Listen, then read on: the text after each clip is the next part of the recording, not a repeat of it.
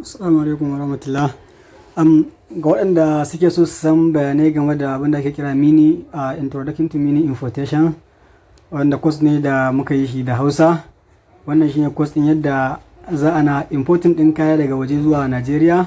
So wannan shine course outline namu ga introduction to importation, how to start, ya za a fara, sell funnels, ga kuma hanyoyin siyarwa da kuma abin da za ka abin nan, ga kuma free PDF on importation contacts.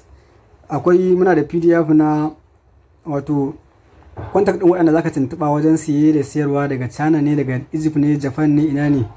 Ga kuma NBC logistics and their phone numbers, wato mutanen da aka tuntuba wajen inda a yi goma da kayan da shauransu. Wannan shine wato course din namu, wanda shi ma zai zama pre-recorded videos ne ɗaya bayan ɗaya da practical ɗinsu. So Muhammad Atinu Muhammad ke magana, wanda yake buƙatar wannan course din zai iya get in touch with us.